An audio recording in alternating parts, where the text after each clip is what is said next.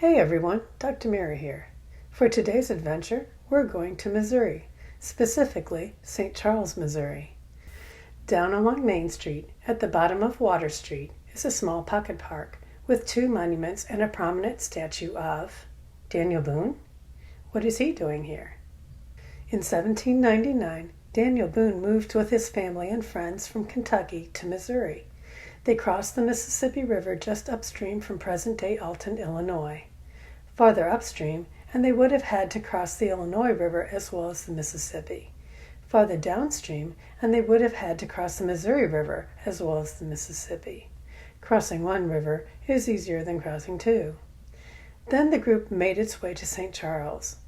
After St. Charles, they could travel on the western side of the Missouri River, upstream, south and west to the land deeded by Spain to Boone. In fact, at the time, there was a Spanish commandant in St. Charles, and it's possible Daniel Boone checked in with him on the way to the land Spain had granted him. And so St. Charles factors into the move of Daniel Boone to Missouri. In fact, people moving into Missouri followed the path of the Boone Party, and this route became known as the Daniel Boone Trail, or the Boone Trace. Missouri Highway 94 approximates this trail, at least until it reaches present-day Defiance, where Boone's land holdings were. A series of monuments describe the Boone Trace in greater detail, and we'll explore that story later. But why was the land Daniel Boone had in the area a Spanish land grant? When Daniel Boone moved to Missouri in 1799, the Old World powers recognized the land as under Spanish control. That was 5 years prior to the voyage of Lewis and Clark, which began in 1804. A lot happened in those 5 short years. Let's take a look. What would become the Louisiana Purchase has a complicated Old World history. Back in 1762, France had ceded the territory to Spain. In 1800, which was after Boone's land grant, Spain would return the territory to France. 3 years later, in 1803, France would sell the territory to the U.S.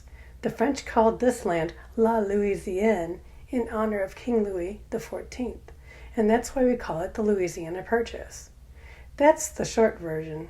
A more complete picture, including the viewpoint of the U.S. during all this, can be found elsewhere. As a result of the Louisiana Purchase, Lewis and Clark began the travels of their monumental Corps of Discovery in 1804, and near the beginning of their journey, they came through St. Charles too. In this pocket park, there's a monument made out of Missouri red granite commemorating their expedition. 2 blocks away, we'll find a colossal statue. That too is something we'll look into separately. Lastly, a handsome black monument titled Fort Osage is also found in this park. This monument describes another settlement story beginning in 1808, sometime after Lewis and Clark returned from their earlier expedition. Yet another story. St. Charles was a hoppin' place. And we haven't even mentioned the Boone Slick Road. No, we're not finished with the Boone clan. Thanks for watching. Please leave a like and hit the subscribe button. Until next time, stay safe and travel well.